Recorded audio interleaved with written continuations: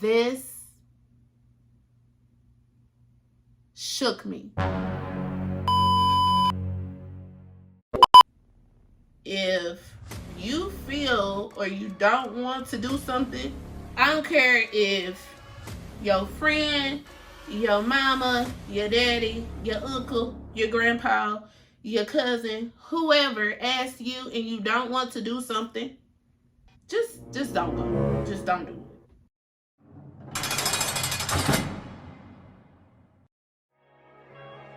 I could blame it on the physical.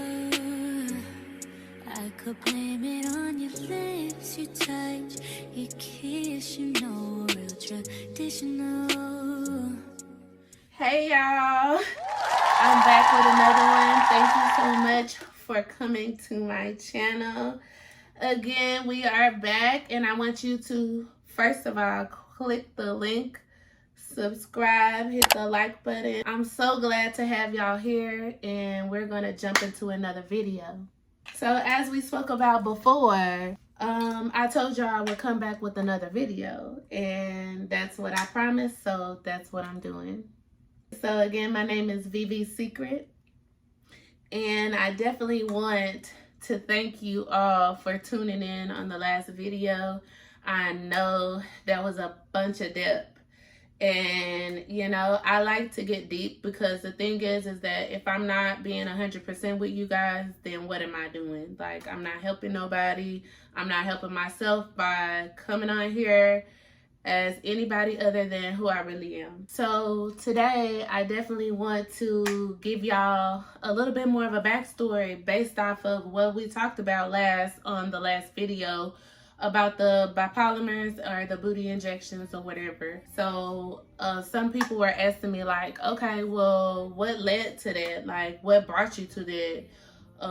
Why did you feel that you were in the situation that you were in? Like, you kept saying there was some stuff going on and you were going to talk about it in another video. So we're going to bring that to you today. Again, hit the like button, hit the subscribe link right now, because I'm going to be getting into so much more videos. I have a lot of things I'm working on for you guys, and I just want to thank you for coming to my channel. So definitely I'm going to get into a story, and this story here, I had to bring out my tea to bring out this story. I had to bring out my hot tea because I'm providing tea, honey. I don't talk about this stuff. Like, it's a new thing for me to be open with people, but I'm glad that y'all are liking this experience, and I'm glad to bring it to y'all. As you know, I went and got the booty injections when I was about 20 years old. But prior to that, let's talk about what led up to that event. After graduating high school, I went to high school here in Austin, Texas. Austin, Texas. Shout out to all my people in Austin, Texas. Big ATX. If you haven't been, you better come next South by Southwest because it be lit. Okay, so back, let's get serious because that's what we about to do. So get your popcorn, get your tea, get your drink, whatever your margarita, whatever you're sipping on, get it, sit back and tune in right now. It's about to get serious.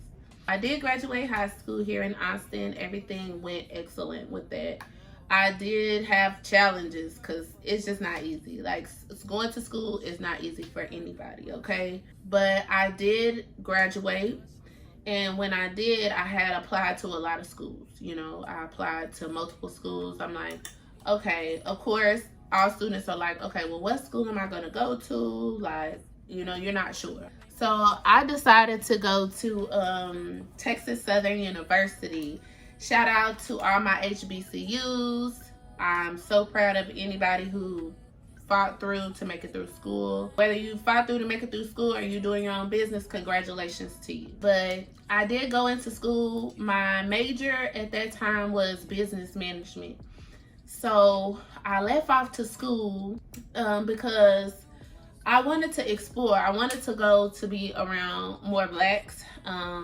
I hadn't really experienced that at the high schools that I was going to here in Austin. I went to McNeil High School when I first started out. Like my last year of high school, me and my mother or whatever, we moved to South Austin. I had to go to a whole different school my graduation year. Doing so, I didn't really know nobody. Like, I didn't know none of people or nothing. I was in the, like, more in the city instead of the outskirts, and I was just like, okay,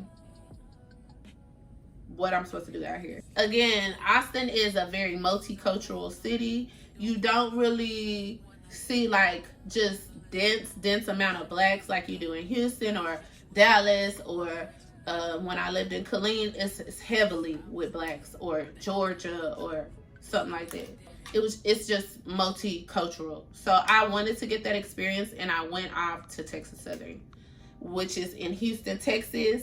Shout out to H-Town, Houston, Texas, all day, every day. I absolutely was in heaven when I got there. I'm like, I see the bands playing. I see nothing but black people. I'm just like, oh my God. Like, my best friend at the time, she was going to be my roommate. And then it was another girl that I had known that ended up being one of our roommates from Austin. So I'm like, okay, it's up.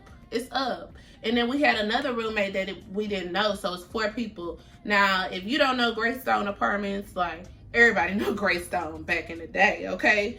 2007 was the year, and I was at Greystone. So if you knew me, hit that like button, comment. If you were there, you have to say you was there, because it was so lit. Okay, but anyway, third ward, there I was going off to Texas Southern University. My first year, I'm trying to dive into my studies. I'm trying to stay focused, but it's so much going on. It's just a whole bunch of beautiful people in Houston.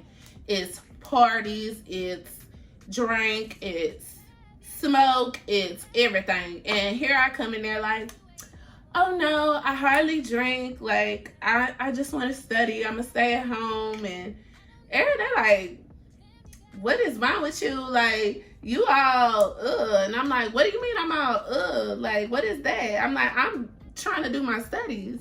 And they like, yeah, studies? Yeah, no, like, you ain't coming to the house party at the Alpha Kappa Psi whoever, or Kappa Psi whoever, Delta whoever. Like, everybody was throwing parties, sorority, fraternity parties, and I'm telling you, it was jumping. It was so hot, baby. Lace didn't even exist yet. Lace wasn't existing, okay? People was wearing wigs, quick weaves, or braids, ponytails. Child, you was gonna sweat that out too. Probably about take your ponytail off and be swinging it, because it was just so hot. So I was having the time of my life, you know what I'm saying? My first semester, I just wasn't ready for how lit it was. So my grades slipped. I'm like, okay, let me pull it back together. You know, I didn't kind of simmer down. Like, let me get back into my classwork. So I did, you know, I'm trying to do that. It was some band boys. They was in Greystone Apartments. It was cool. We was having fun. Like, I knew some people that was there that had came from Austin. Again, it was a time.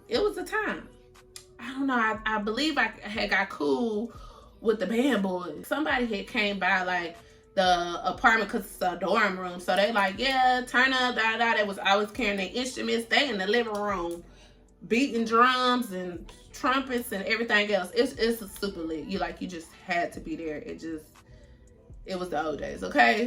So the band boys smoke. So they, you know what I'm saying? I wasn't gonna tell nobody not to smoke. You know what I'm saying? They want to smoke. So one of my other roommates, she smoked too. So I'm like, okay, fuck it. Like, they, whatever. So I'm in my room, like, whatever. I came out. They like, oh, you boring. You so boring. You so goody. Like, I'm like, what do you mean? Like, I'm just trying to get my school to, like, trying to do my stuff, you know? Basically, what it all came down to is they was just like, okay, look, you way too good. Like, you need to loosen up. Like, you need to let go a little bit. Have a little drink. Have a little smoke. So I'm like, all right. So they talked me into it. Peer pressure, you know, peer pressure got me. Peer pressure got me, okay? It got me. And they rolling up, whatever.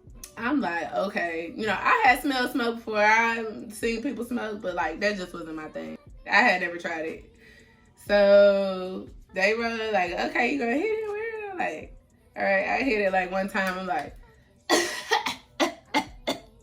like I was coughing so bad, like fresh, super fresh lungs. Like only thing I had hit was maybe a Black and Mild. Like I ain't smoking no cigarettes, none of that. Like I barely could down a wine cooler, and I thought I was fucked up. I thought I was fucked up off a couple wine coolers. Like Houston had something else for me, okay? I'm here. I'm like, okay, feeling a little bit relaxed. Like it's kicking it, and like I'm feeling like, okay, I'm feeling a little bit relaxed. Like let me rise back to the couch. Like that's what it was giving. You know, I was feeling good. I was feeling so good. So I'm like, okay, I'm having fun. I just had fun that one time, you know. But again, of course, they come back by again, or I go out to the party and I see them, or I see somebody else, and a lot of people smoking. So they're like, roll up. You hit it the last time, you can hit it again. At that point, I wasn't looking at it like, okay, it was a problem or anything like that. So I'm like, okay, cool. I hit it again, cool. You know, so I started smoking, and I started drinking a little bit. Now, my mom had got homesick. Like, I'm her only child, so she just couldn't deal with me being gone to Houston. Like, she was like, okay, look, my only child going to Houston, I'm gonna go to Houston. And she had me at a young age, so shoot, she was young. Like, she was like probably 35, 36. Like, by the time I graduated, she was still turning up. So she came, she moved down. I want to say that was my second year, going into my second year of college. She came down. Cool, everything was great. I would go by my mom's, go visit over there. I had moved off the campus for the first year. So like I stayed on campus 1 year at Greystone, and then afterwards I was like, okay, like I don't feel like I'm focusing too well with all these band room people. The college on the campus, it was just too much comfort. It was too much. It was too much. That it was the parties, it was the band people. It's a whole bunch of people. You got to get along with all your roommates. Everybody coming from another place. It's a lot. I just wanted to be by myself because that's what I always known, because I'm an only child, and I just got real comfortable with it. So boom, I moved off campus.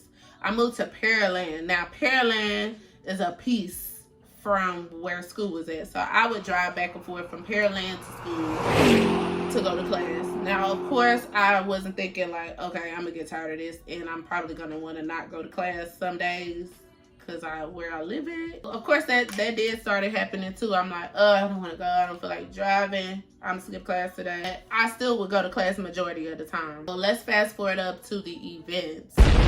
We're about to get into that. Let me take a sip. Everybody take a break. Because the tea is coming. And this is some tea I'm sipping on. No, it don't got no drink in it. It's just hot tea with honey. Oh, it's hot. And it's about to get hot up in here. My mom was living there, you know what I'm saying? So at the time she had, when I was growing up, one of her best friends or whatever, they had been best friends, like close. I would go over there and play with her daughters. She had 2 daughters and 1 son, and we would always go over there, you know what I'm saying? Visit. They were close. I mean, like, it was like best friend, sister type thing, like locked in, locked. But you know what I'm saying, every friendship has its up and downs, and I've dealt with that now as an adult. I really don't understand it back then because I haven't really experienced the depth of how friendships can be like this. It's definitely like a real relationship. It's part of a relationship. Like, even though it's not a relationship, it's a relationship with your friend. Like, it's your friend, and y'all have to build, y'all have to go through stuff or whatever.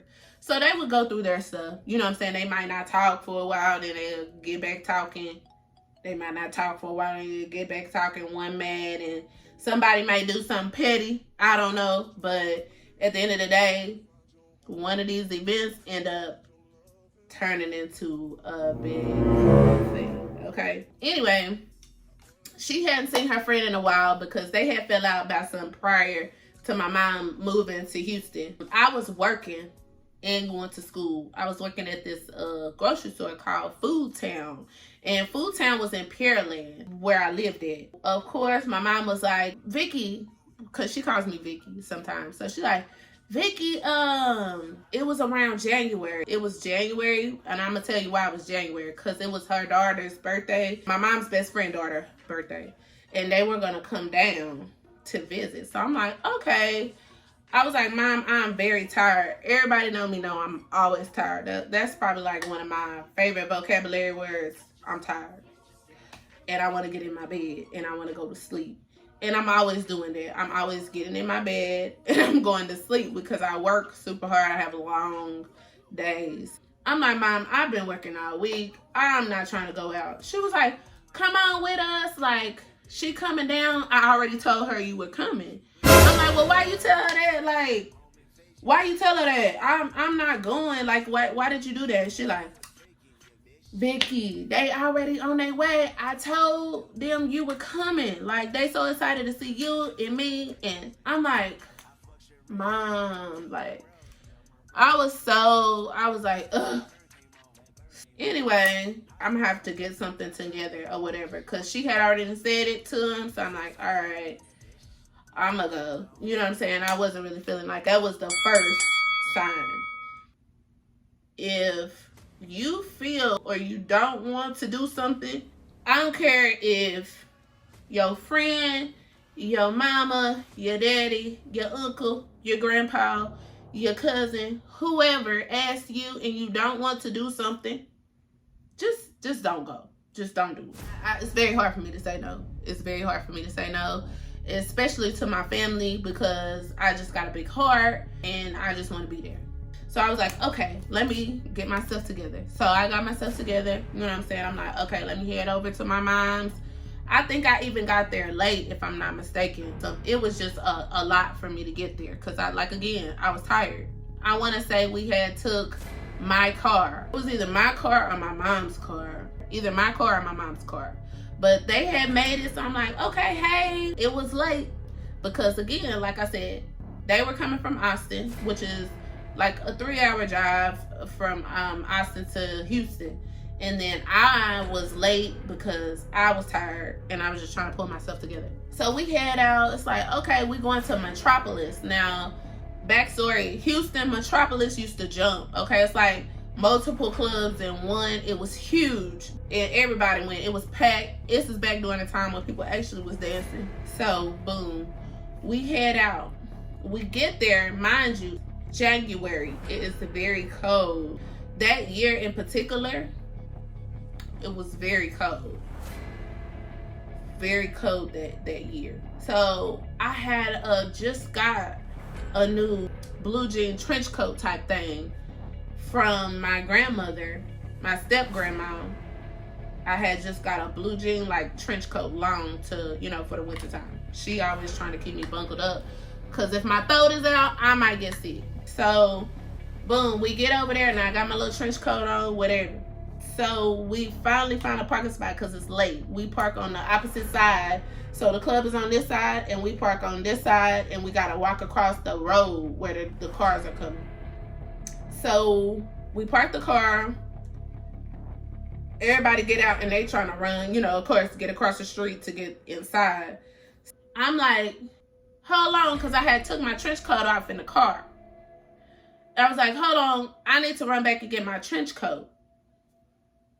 Reason number 2, I did not want to leave my trench coat in the car, because if I would have left my trench coat in the car, I feel like I was going to get sick. Because anytime my throat is out and it's cold and the wind is blowing, I'm going to get a sore throat. I'm going to get sick. Like, oh no, I can't because I'm going to get sick. But I was already across the street, like running across the street, and I ran back. Reason number 2, I should have left the trench coat in the car. So stay with me. Again, click the subscribe button, because this story is about to get real deep, like right now. So boom, I go back and I get my trench coat because I don't want to get sick. We ran back across the street. So I'm like, okay, cool. Me and her daughter, of course, was about to separate off from our mothers or whatever. We went out with our mom, like, cause they were young, like, and they didn't even look like, we was all looking like sisters. We was gonna split up anyway. We was gonna let them do their thing, and we was gonna do our thing. We get up to the door, and it's kind of late. Like I said, maybe the time was about 11:45, 12, cause the club closes at 2. So we there just in time for maybe a couple hours of turn up, and then they close at 2. We get up to the door, we pay, ID. Everything was fine with that. As you walking through, past the little security, of course they gonna, you know, pat you down. Okay, we ain't got nothing, cool, go in. And there's a coat check. So the coat check lady, she was a Spanish lady. She was like, the coat check is $1. So what is $1? Like, nobody's worried about $1. My mom's friend like, y'all put y'all money in, I got it. Like, it's just $1. Like, so everybody like, okay, cool. Like, it's just $4. It's 4 of us. That's $4. It's no big deal. My mom's friend had on jeans. I had on, I can't remember what her daughter had on. I can't remember what my mom had on. But I knew my mom's friend had on jeans. She had put the coat check tickets in her pocket. Okay? She had put them in her pocket. And me and her daughter, we left. All right, deuces. See y'all, we about to go turn up straight to the bar. Like, now, mind you, I could not buy drinks yet. I was just gonna figure out a way to get a drink because I was about to turn 21 the upcoming summer. Like, so it was January and I was 20. And I wouldn't turn 21 until August. So please forgive me. That was illegal. In Texas, you cannot drink until you're after 21. Come on now, whoever be following them rules? Like, who be following them rules? But like I said, I wasn't a heavy drinker. I would just drink, like, you know, a little mixed drink, a little daiquiri, a little wine cooler. It was nothing too heavy. Like, I wasn't even on shots and all that stuff yet. So we go in, we having a good time, we turning up, and it was the time of our life. Little did I know, the time of my life was about to turn into the worst day of my life. The worst day of my life ever. Okay, let's just get into it. And this is gonna be something. Time went by fast. Time went by super fast. And we're like, okay, wow, it's already time to go. They cutting on the lights. Wow, that went by so fast. We just got here, you know. I'm like, they open these big doors. They got these big tall doors where they just open them. And they want everybody to flood out because Houston is big. Houston is big. And that club was huge. And so how many people was coming out of there? Like, mass loads. But we're right over by, like, where you come in across the highway to come out. Oh, okay, yeah, we had so much fun, while people are rushing out. And I'm like, I asked my mama's friend, hey, where are the coat check tickets so we can get our coat and we can head on out of here? They're like, yeah, let's do it. So I'm like, okay, cool. So my mom's friend, and I'll give y'all an example because it's crucial. I even had to put my tea down. My mom's friend, she checking her pockets. So she's like, you know, she's looking. So she pull out her tickets, okay? When she pull out the tickets, who coat check tickets did she have? Who coat check tickets did she have? I'm just wondering if y'all can maybe guess. Okay, so the 2 coat check tickets that she pulled out was hers and her daughter's. But she didn't have me and my mom's. And she was like, I don't know, like maybe they fell out or I don't know. She just acting like she don't know where the tickets is at. So I'm like, wait, mind you, they hadn't talked for a long while. Like, they hadn't talked. I don't know, you know, I don't be off in their business. I'm grown now, so whatever they had going on, going back and forth, I don't know. I really don't know. But where's the other 2 coat check tickets? Like, I don't care what's going on, but let's find them. Because, like, I'm ready to go. It's cold. And again, all I was really thinking about, like, okay, this wind, the wind was blowing. It was whipping. And I'm like, man, I'm gonna get sick. Like, I need to go get my coat check. So I go over there to the coat check lady. Mind you, they're still over here, and I walk across while people are still exiting the club. I walk over to the coat check lady. I'm like, hey, you know, you just saw us not that long ago. We lost some kind of way the coat check tickets were lost. I'm like, there's my coat right there. Like, there's my coat. Like, I could see my blue jean coat and I could see my mama's coat. And I'm like, those two right there are ours, but I don't know. Like, I'm like, she couldn't find them. She has hers, but we can't, you know, it's not a big deal. It was $1, so I didn't think it was a big deal. The Spanish lady's like, no coat ticket, no coat check ticket, no coat. So I'm like, ma'am, please, like, it's cold, we ready to go. Those are our coats right there. Like, I just kept pointing, like, those ones right there. Thank you so much if you could get them. And she was just like, no coat check ticket, no coat. Like, she was just straight with it. So I'm like, I walk back over to my mom over here. And I'm like, Mom, look, she don't want to give it to us because she's saying if we don't have our coat ticket, we can't get it. So my mom friend's still scrambling. Her daughter looking lost. She like, what's going on? I don't know what's going on, but I'm ready to go, basically. And we can't get the coat. We can't get the coat without the coat ticket. It just seemed a bit random to me, and I'm going to be 100% honest. It seemed a bit random to me that my mom's friend only had her daughters and hers. Like, out of all the coat check tickets, if you really lost them, how did you only have yours and your daughter's? But okay, I went back over, and I'm like, at this point, I'm like, okay, most of the people are leaving. It was a guy standing in front of the coat thing, handing over his ticket.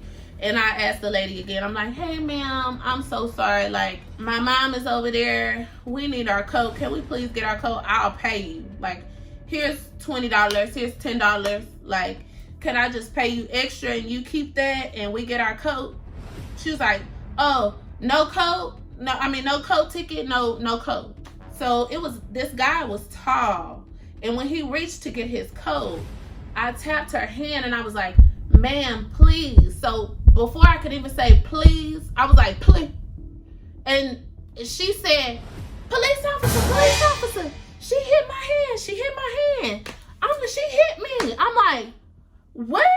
I'm in shock. Before I could even buck my eyes, I'm being tackled. I was tackled by a police officer. Mind you, I'm from Austin. In Austin, if something is going on, you should be questioned first. I was tackled. So when the police officer was running over to me, my mom was over here. And she thought, what's going on? Like, my daughter's being tackled. So she's running toward the police officers. Like, running toward where I'm being tackled. So imagine her running across. And I'm already being tackled and pulled. The other police officer thought that my mom was trying to tackle them. And he tackled my mom.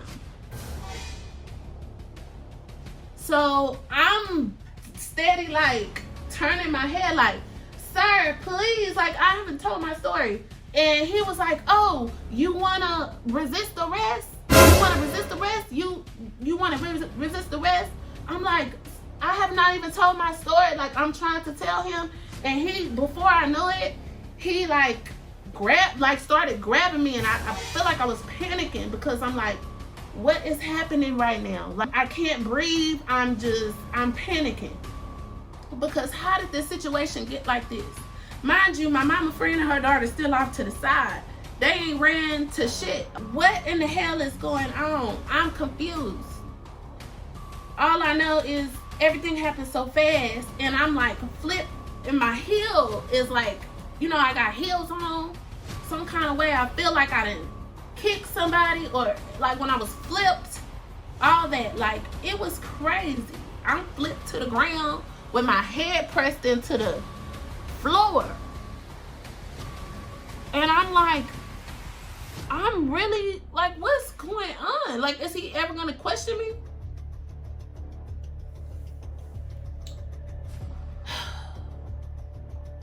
It takes a lot to tell this story. It takes a lot to tell this story. Because you have to understand, this event changed my life up to now. I never thought in my life, I never been in trouble. I only fought in school maybe 2 times. I intended on going to school.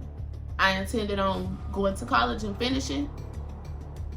I had never been to a strip club. I had never, none of that. I was a family girl that was on the right path to doing everything I was supposed to do. Like,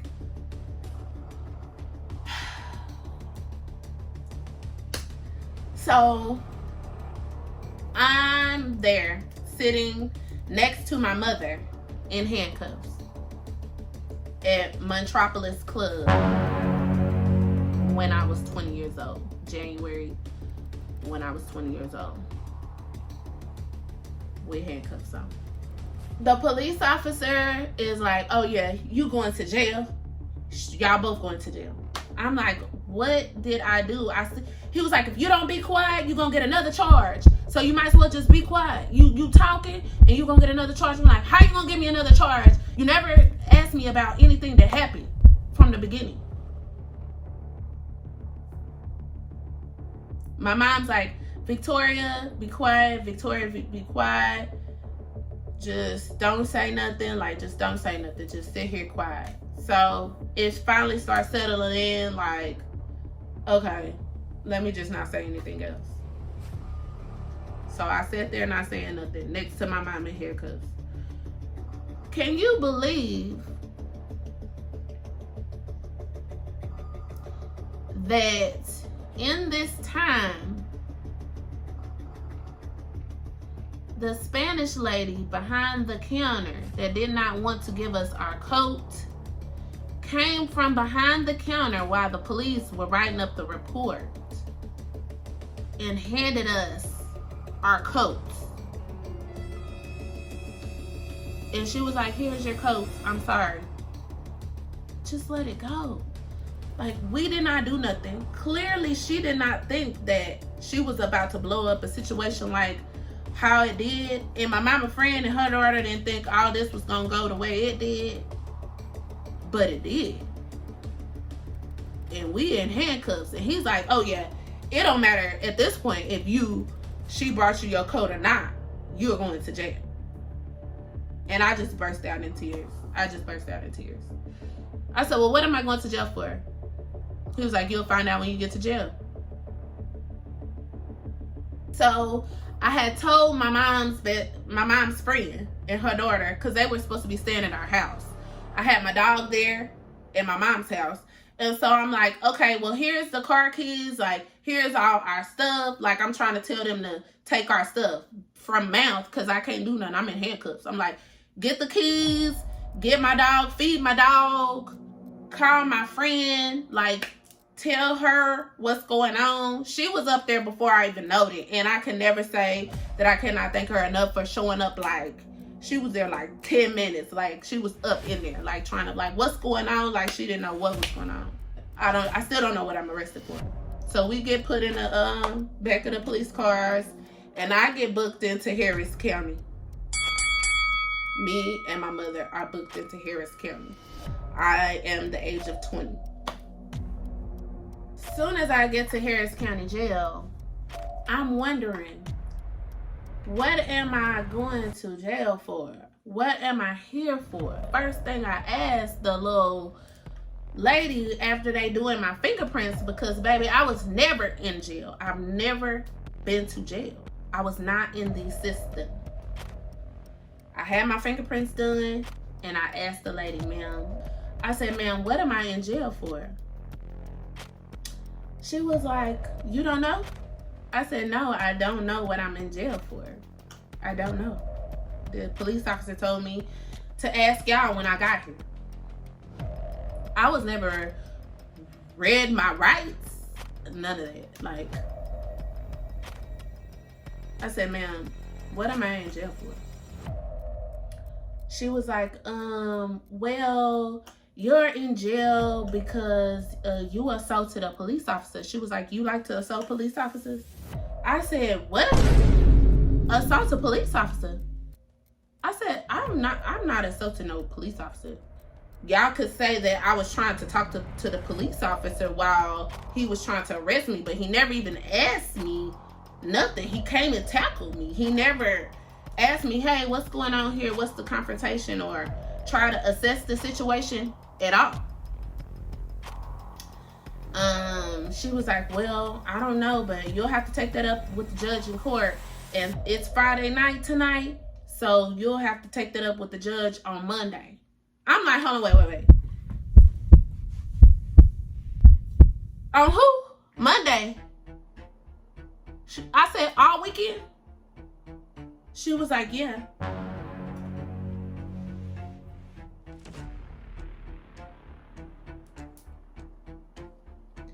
I'm in a cell with people who have actually committed crimes, with whoever, killers, drug dealers, robbers, prostitutes, whatever. People in there tweaking on drugs, all that. Me and my mother does not have the same last name. So they had put her in the cell with me, the holding cell. So we were in the holding cell together, me and my mother. And I asked my mom, I said, well, what did they say you're arrested for? And she says, assault on a police officer. I said, Mom, what's going on?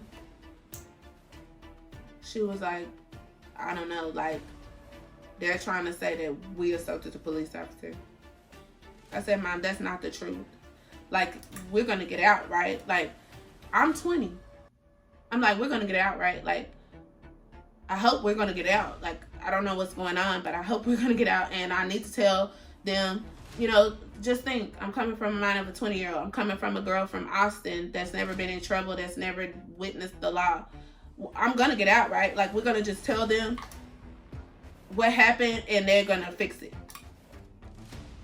She was like, I mean, Vicky, I don't know. I'm just a kind woman, like, trying to let her know in a caring way, like, ma'am, please, I'm here with my mom.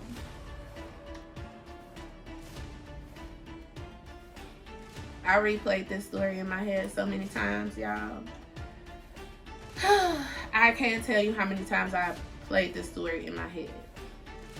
So I am booked in. They bring us food, which is a orange,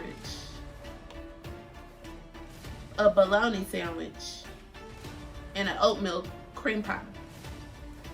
Now, this bologna sandwich ain't no bologna nobody ever wants. Okay, everybody in there say that this bologna sandwich, this bologna is the bottom of the bottom of the bottom of the barrel bologna. Like, I would not feed it to my dog.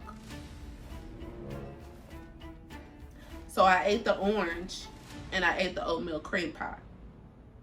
But them other people that was in there this wasn't their first go around. So they was willing to take my sandwich. They was like, oh, you want your sandwich? Got it quick. I said, oh my God, like, what is going on? Like, what is going on right now? I'm crying. My eyes are swole. I ain't cried so much in my whole life. One thing that stuck with me while I was in there that my mother said, she said, Vicky, I'm going to tell you right now, you're going to have to go into your head and keep your sanity. Go into your head and keep your sanity. Don't never lose yourself, because you will be carried out to where the crazy people is at, and where you get straitjacketed and you might lose your mind. She's like, always keep your mind together and just stay with God and keep praying. Keep praying. I was separated from my mom in jail because they figured out we was related. And they took her to another holding cell. So when I was by myself, I was 20. I hadn't turned 21 yet. So they had decided that I was going to go into the cell with the girls that were, I believe, 20 and under, so like younger girls. But if I would have had been 21, they would have put me in the 21, probably like 21 to 25 group. And I'm glad that I didn't have to go to the 21 and up group, because I just was not ready to go in there. But I had no idea that the 21 and under group was as bad as what they were. Okay?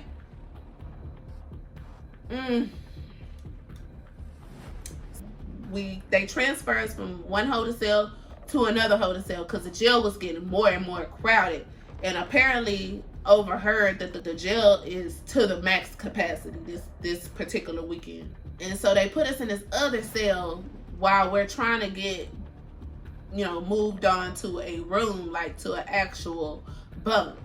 So in this other holding tank, it stank so bad. It was a girl that had lost her damn mind and was throwing shit all over the walls. I'm in there shaking and trembling on my insides. It stank so bad. It stank so bad. Everybody stank. It smelled like ass. It smelled like sweat, must. And it's closed. They lock and close the door with you in there in a fucking studio-sized room like slaves. Please, y'all, come and let us the fuck out of here. Like, get us out. Like, I guess they didn't book everybody in or all their information so that they can get them in specific rooms, and you're given a number. And you are that number. You are no longer Victoria. You are no longer Sarah. You are no longer Jessica. You are no longer whoever you are. You are your cell block number. And you are to respond as that.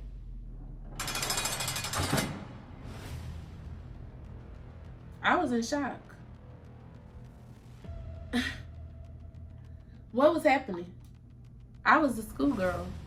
I was a respectable girl. I ain't never been in trouble. I ain't never nothing. What is going on in my life? Like, what's happening? I get my orange suit. I gotta bend over and cough. Orange socks, orange slides. I don't know. I couldn't tell y'all what it felt like to be in my shoes. I couldn't tell y'all what it felt to be like in my mother's shoes. I couldn't blame nobody in that point in time. It did not matter what blame it was. We was booked, and that was what we had. That shit on our fucking record. Assault on a police officer was on our record. It didn't matter who fault was who. All that mattered is that it was on that paper, and we was in Harris County Jail. Now, I don't come from a family who just rich. We not rich. But guess what? Some of my cousins, uncles, and whoever from before me, but from the generation before me, had already then got in trouble and did all kind of stuff. So the people in my family that had money, by the time I made my collect call, they like, hey, whatever you did, I'm sorry, but I can't help you. I'm like, hey, y'all know me. Like, I'm in school. I've never done nothing in my life. Like, what do you mean? Like, y'all can't come and get me out. Y'all know I would never do anything like this. Like, they were worn out. They were worn out by whoever else in the past that had already done stuff and had already called them collect, and they had already bailed them out. So by the time something happened to me, they not even believing me. They just like, well, I don't know what you did, but we can't, you just gonna have to get a court-appointed lawyer. I'm like, a court-appointed lawyer? Well, are they gonna be able to help me? I don't know. You talk to them. I'm breaking down, crying. I'm calling my grandpa. I'm calling. You only get a couple of calls. Like, I just broke down. Because I'm like, damn, they're not going to get me out. So I had to stay in there. So once I got booked in, I got a bunk or whatever. And the girl was like, hey, you're going to get out. Is this your first time in? And I was like, yeah, I never did anything before. Like, I never got in trouble. I don't even know why I'm in here. I did not do what they said I did. I'm innocent. She was just like, well, you never been in trouble before. They're going to end up giving you a PR bond. And you just do that and you'll get out whenever whenever you have your court date. And I'm like, really? And I was like, well, what's a PR bond? She was like, that's like when they let you out, you never been in trouble, and they trust you outside because you're not a threat to the world or the community and then they'll schedule you a court date. So I'm like, okay, I guess, I'm still not knowing. So I'm just quiet the whole time mostly. Over that weekend, it just went by so slow. Every day was so slow. Like, oh, I ain't out of here yet. So finally they called me to book me out. So I'm like, okay, like, so now what? And I was like, okay, well, you're gonna get assigned a court-appointed lawyer and then you'll get out or whatever. So I'm like, okay, well, when do I see the judge? So it's like, well, you won't see the judge till Monday. So I'm like, okay, I'll see the judge on Monday. So boom, the time come up, I see the judge, I get out on a PR bond. Everything goes well. I get out on a PR bond. They trust me. I never been in trouble. So when you are on a PR bond, you are to come and meet your assigned person every week at the PR bond office. And you go and sign all these paperwork and tell them about yourself and all this. So I went to my first appointment that they gave me, which was a couple days after I got out of jail. And this is just to get you registered. So boom, I go and the lady's like, okay, what's your name? How old are you? What's your date of birth? Have you been in trouble before? Do you smoke? Do you drink? We're going to have to urine test you every month or every week or however to make sure that you're not on drugs or doing nothing, whatever. So I'm like, okay, no problem. So she was just like, do you drink? And I was like, yes, I do. I did when I got out of jail. I was like, I had a wine cooler because when I got home, my head was blown. Like, I just couldn't think straight. I still was in shock. My mom was still in jail. I was in shock. When I got back to my apartment, the dog had ate up all the food. It was just a mess. I had to clean up all that stuff. The apartment, I just needed to clean up the apartment. I needed to just get in the tub. And I needed to smoke. And I needed to drink. And that's what I did to kind of pull myself in together to figure out what is my life now. And so I went to my appointment and she was like, okay, do you smoke? And I was like, yeah, I did, smoke. And she was like, when the last time you smoked? I was like, probably like right, before I went into to jail or whatever. And then she was like, okay, do you drink? And I was like, yes. I had a wine cooler yesterday, but if there's anything that you need me to stop doing, like, I'll do it. It's fine. I promise. I don't know anything about being in trouble. I've never been in trouble before. I will do everything you ask me to do. So she was like, okay, so what's your date of birth? And I was like, it's 8/6/89. And she was like, okay, you're 20? And I was like, yes. She was like, okay, so you are 20. I was like, yes. She was like, you're not supposed to be drinking because you're 20. You're not 21. And I'm like, ma'am, you asked me to tell you everything that I have done, and that's what I'm trying to do. From here on today, because it's my first meeting with you, I don't know what the rules are. I've never been in trouble before. If you could tell me everything I need to do, I will not do that anymore. And she's just like, okay, well, I'll just let the judge know everything that you said today and, we'll go from there. So I'm like, okay. So I'm thinking the meeting went well. I'm thinking everything's cool. I go back out. I'm calling everybody in the family that week. I'm in shambles. My mom is still in jail. I'm trying to figure out what to do for her. Myself, I'm lost. Then next week, my mom's still in jail because she didn't get served the same options as me. So anyway, I went to my next appointment. And when I went to the appointment, the lady was like, okay, I'm out in the waiting office and I'm waiting to be called. So the very first time I went there, I was called to the left to go to the lady's office and talk to her. So I'm like, okay, cool. So this time I was called to the right, but I wasn't thinking anything about it because I was like, well, maybe she switched offices or something. I don't know. And it was taking a while for me to get called, but when I finally got called, I'm like, okay, cool, it's finally my time to go. So I'm walking up to the door to the right, and like they open it. The lady is standing there, And she was like, hey, she had some papers in her hand or whatever. She's like, yeah, I'm sorry, but I did speak with the judge or whatever, and he doesn't deal with anyone who go against the PR bond rules. So you did drink and you are underage, which is against a violation of your PR bond. And so we're gonna have to, before I even notice it, it's 2 police standing behind me. She was like, we're gonna have to transport you back over to Harris County Jail. I was like, ma'am, what? She was like, we're gonna transfer you back to Harris County Jail till your court date because you were drinking. I was like, and you're underage. I'm like, ma'am, you told me to tell you everything that I've done, and I was doing that, and now I have to go back to jail? She's like, yeah, it's a violation of your PR bond. Tears just start streaming down my face, y'all. Tears start streaming down my face. My stomach was in my ass. I just did not know what is going on? What is happening in my life? I'm like, when is the court date? She was like, your court date is not till a month later. When you're in a PR bond, they push your court date back because you're out. So they don't feel like they need a rush to have your court date because you're not in jail. But if you're going back to jail, whatever court date that was already set is the court date that you have.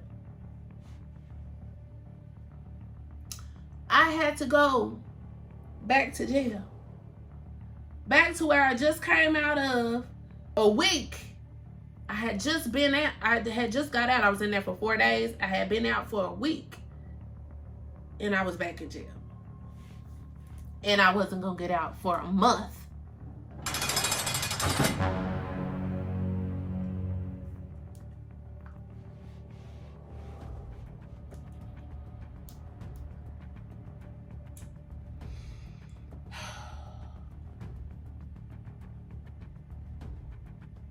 It took a lot from me. When I was booked into jail the second time, it was a lot easier because I was already in the system. They took me back to the same cell that I had been in with the group, the same 20-year-old and under group. And I was booked in an orange suit for 30 days. I was assigned a court-appointed lawyer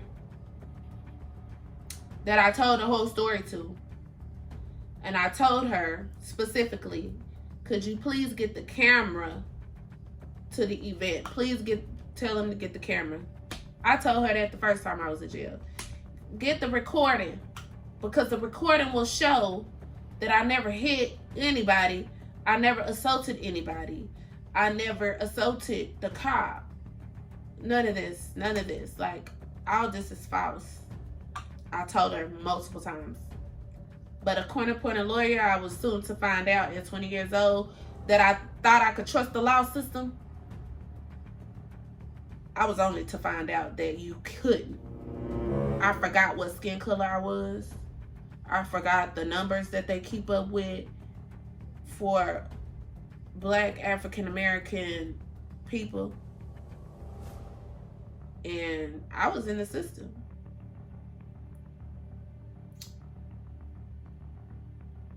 I stayed in jail for a very long time. It felt like a year, but it was a month. And I did a lot of praying. I prayed because the events that goes on in the jail. I had somebody wanting to cut me in my sleep. I had girls that wanted to fight me so I could be getting another charge, so I could stay in there with them. But God is always present. And there was a girl in there and we called her baby mama. And if I ever get a chance to see her again or to visit her, I don't know where she's at today. But she was pregnant. And she looked out for me in jail. I didn't have no food. I had no commissary. Because of the day I came in, they had just did commissary the day before. And she was like, I got you. You can eat with me, and then when you get some money on your books, which my best friend at the time put money on my books, and I never forget that, ever. She came to see me in jail behind a glass fucking window. And if anything, whatever we might have fell out about, baby, you came, and that's all that mattered. And I always love you for that. For that, I can't never say anything bad. We had our fallout or whatever, but I can never disrespect you for that, because I'll never forget that you came. My grandfather came. My mother couldn't come. She had got out, but she couldn't come. And I remember a time where somebody had contraband. Now, contraband is when you have an item that you should not have, or that you didn't create it in jail to continue to survive. Somebody had double socks, and they come in and flip everybody bunks trying to find stuff. You know, it's some kind of sweep that they do randomly, and they flip it and toss everybody's shit. Somebody had something, so the whole cell was in trouble. So they took us in some gym, big gym type room. It's cold as fuck in there, and made us all get naked. Barefoot. Just stand in there, cold. Left us in there for hours, cold. And when they finally came back, they told us that y'all better not have no contraband again, or it's gonna be worse the next time. I'm in there ready to go off on whoever. Baby, why? Whatever you had, stop doing it. I don't belong here. I ain't did shit. I'm not trying to get in trouble for y'all shit. And I don't even want to argue with nobody, because then I got to fight. And Lord, I'm going to have another charge, and I'm going to really be caught up in the system. This is all twisted. You got to go to sleep holding your coochie at night, because they might take it. Like, it's terrible. The girls is looking at you with the tongue out. They ready to fuck you. I'm just being for real.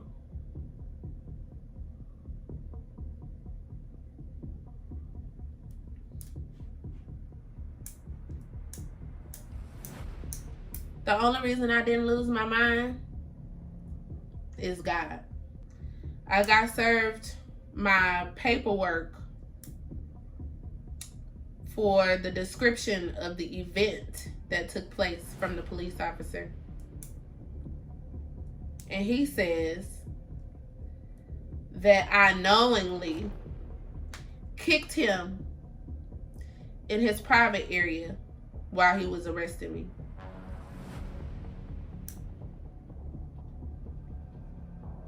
So far from the truth. So far from the truth.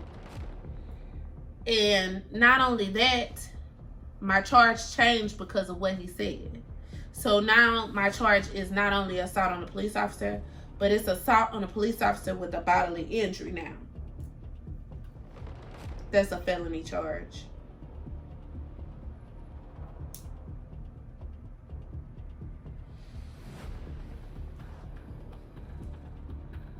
A felony charge at 20 years old. Let's speed up to my court date. I finally get to my court date, and I'm anxious. I've been waiting for this day for a very long time. And the girls in jail, baby mama was telling me I was gonna get a good deal. You know, I never been in trouble and all this other stuff. She was like, just, you're gonna get a good deal. They're probably gonna give you probation or something. But what about this charge? Like, what about the rest of my life? I don't want a felony charge. Like, what am I gonna do with a felony charge? I'm not gonna be able to get work. I'm not gonna be able to find a place to live. I'm not gonna have none of that, because I already kind of knew about what a felony charge do to people, because I had some previous people in the family that had got in trouble, and I kind of knew a little bit about, like, okay, if you get in trouble, you kind of stuck in a cycle that you can't get out of, because you can't get work, you can't get place to stay, you end up getting back in trouble and some more shit.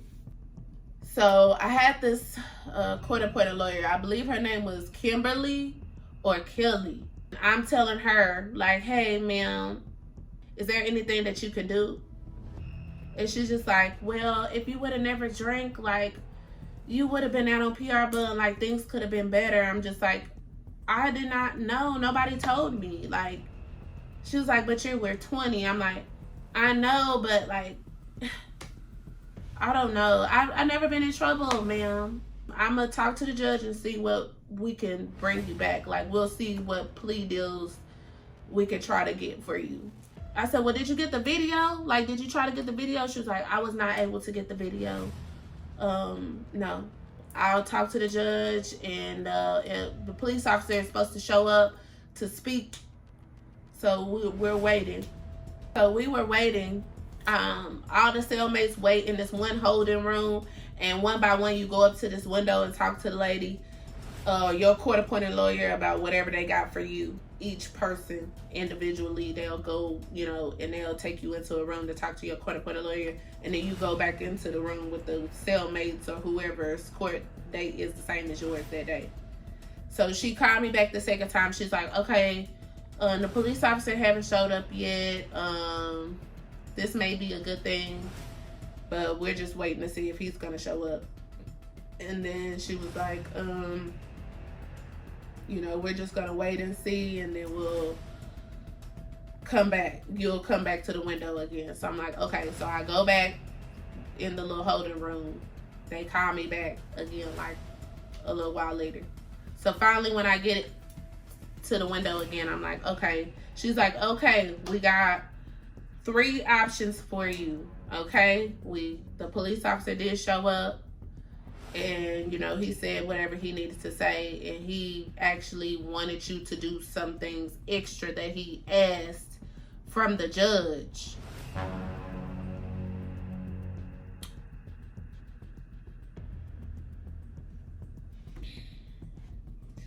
I can't tell you how much I feel like this cop will never forget me. Okay?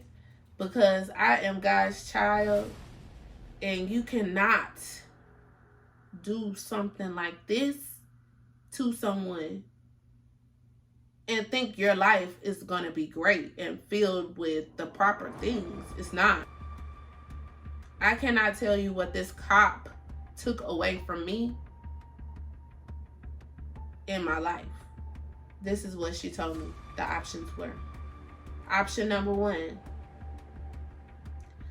take the felony charge, assault on a police officer. Option number 1, take the charge, assault on a police officer, get out of jail today. Option 2, deferred adjudication probation for 2 years. And she explained it to me as, after you finish the probation, we'll go ahead and do deferred adjudication probation, misdemeanor, drop the charge to a misdemeanor assault. When you finish the probation, you can get it cleared off your record.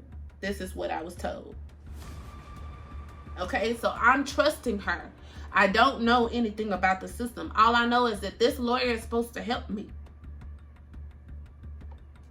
The third option is go to trial, stay in jail until your trial date, which will be another date that will come up. Whatever the date is, they don't know because they haven't said it yet. It could be a month, 3 months, 2, whatever. And you can deal with the actual felony charge in court, you against the police officer. Something like 4 to 10 years or 2 to 10 years possibly that you could get. She was like, you definitely don't want to do that because you don't want to go up against a police officer. It's no telling what they might give you. It's no telling what they might give you. The minimum time for that is 2 years.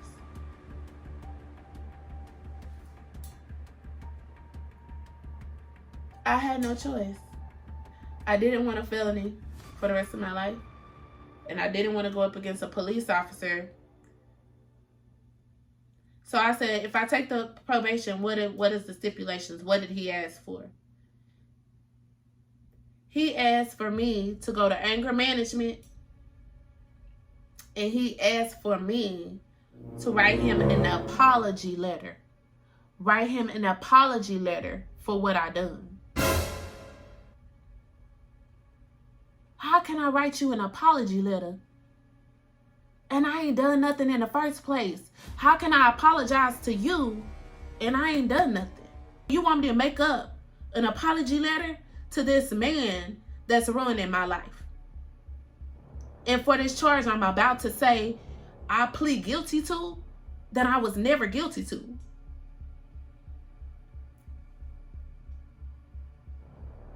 I'm sorry, Victoria, but these are the options. Which option are you going to take? I pled guilty to misdemeanor assault and took the deferred adjudication probation. I was on probation. I had to write an apology letter to a police officer that I never assaulted.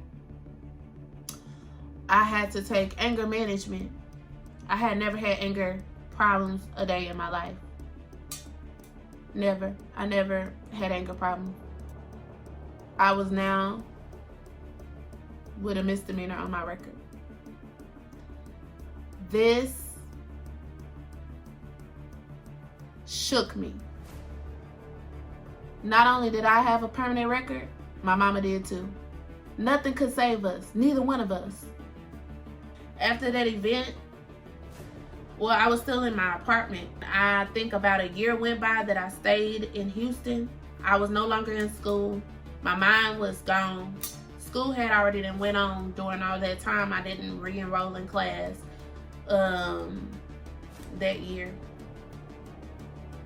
I was out of my mind. I don't know whether I was going or coming. All I know is I just was wanted to be off of probation. I wanted to do everything I could to go back to things the way they were. I just wanted to be a student again. I just wanted to be happy again. I paid all my fees for probation. I did my community service. I did write the letter. I went to anger management classes. And I got off of probation within about a year and a half. And I asked my probation officer, will you please let me go back home? I do not want to be in Houston anymore. I just want to go home. I moved back to Austin, and so did my mama. We moved in together, and times was hard now. Because when I was looking for a place, Austin is not friendly when it comes to backgrounds. Almost every apartment complex, if you have anything like an assault or any kind of physical altercation or some kind of felony charge or whatever that comes up, they will not take you. They will deny your apartment application. I was denied so many places. I finally found one apartment that would take me, and I had to pay an extra $500 on top of your $500 deposit application fee. You're moving, and then plus just a $500 off your record because I had a felony. Me and my mom stayed together, and it was very hard for her as well. How was she to find work? Nobody wanted to take nobody with a felony. Everybody looked at me like, once they thought I was a great person interviewing me, and I would come back to a second interview, and they would be like, oh, I'm sorry, we picked somebody else, or I'm sorry, we're not gonna hire you at this current time. I already knew what it was about. I almost lost my mind because I feel like I became what they wanted me to. They wanted me to be a person with an assault, a person with a felony. I was starting to not care anymore. I didn't know if I was the good me or the person that they wanted me to be. That is the story that led up to me deciding to go to the strip club. After I got off of probation, I went into a severe depression about my life, about everything. Because when I called after I got off of probation to get my record cleared, as they said I would, they told me that, oh, once you get off of probation, it's 5 years from the date that you get off of probation for you to apply for a disclosure, a notice of disclosure. All the hope that I had for them 2 years, thinking if I do everything right, I'm going to be clear, was taken away. They were telling me I had to wait 5 years with no arrest records, no nothing, before I could apply for a notice of disclosure, which was everybody but the state or the government or like stuff like that that could see your record would not. Like, so regular jobs and stuff like that, nobody would see your record with a notice of a disclosure. But if like a city or state job or government or something, it would come up. But we were only at 2 years. So you mean to tell me I had 5 years to keep this record on me and to keep getting turned around from jobs? And they were only going to pay me $7 an hour at the jobs that would take me with a background. I worked at Jamba Juice, a smoothie place. I worked in the meat department at a grocery store. The lowest. And it wasn't cutting. It wasn't cutting the bills.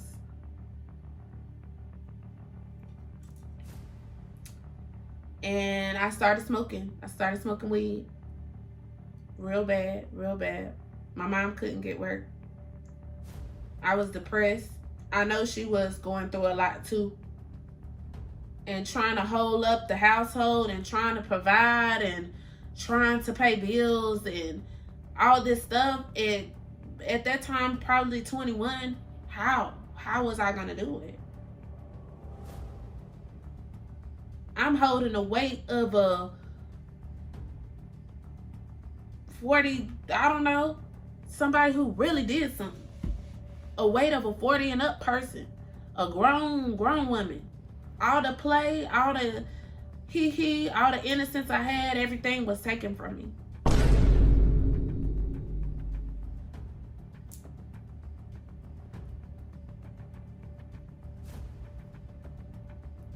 And that's when it clicked. And that's when I clicked. And when I clicked, I didn't care. I didn't care no more. I didn't care if I lived or died. That's how bad it had got. I did not care. My life went from schoolgirl to nothing, to convicted assault. And that's not even me. So when I was smoking myself to death, smoking weed in depression with the blinds closed, no lights, no nothing, my best friend saved me. And I love her so much. She's a very strong woman. She said, you know, come out, meet me. And I went with her. And she was like, so are you gonna find another job? I'm like, they're not gonna pay me enough and they're not hiring me. And she was like, well, are you gonna stop smoking? I was like, no, because even if I would, they're still not gonna pay me enough. And she's just like, that's a problem. You're telling me you're gonna choose to smoke over your life, over trying to at least get some kind of job? And I didn't care. And she was like, you need to get yourself together. I went home that day after talking with her and I cried and I cried. And I cried and I cried and to God and saying, God, please, what is it? Like, what did I do? Why is this happening in my life? Like, I'm just gonna quit the smoke cold turkey. Cold turkey. I just quit. No more smoking weed. After that, I was told about the strip club, and I'm like, told how much money they make, how much money strippers make, and I went. And it didn't seem that bad. I was all girls around my age, and they were getting money, and it just seemed like easy way to make some money real quick. Just dance and look beautiful and make some money. No strings attached. And that's what I did.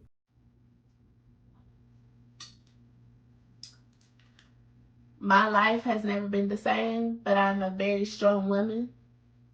I have fought and I have fought. I've took care of my mother. I've bought cars. I've done everything I could, dancing. I've furnished my home. I paid for my notice of disclosure 5 years later. My uncle had became a lawyer, so he was the one that stood by me and at the court to sign off the disclosure. I had became workforce at like a call center, United Healthcare, an analyst, and I still danced because it became my life. It became my support system. It brought me out. It had made me stronger. I was able to get strength that through that some kind of way. I don't know. But it supported me. So I can never talk down on the strip club because when the world and the justice system threw me out, they took me in.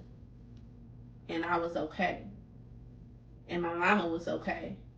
And I've been okay ever since financially because of the club. But this is what led me, that event is what led me to go get the butt shots. Because I went to the club and like I said, I did not care because my life had already been going through a lot. And all I cared about at that time was getting to the bag. So I hope you enjoyed my story. If you have any questions whatsoever, drop them in the comment box. I want to thank you for coming to my channel again. My name is Vivi Secret, aka Victoria, and thank you for coming to my channel. Till next time.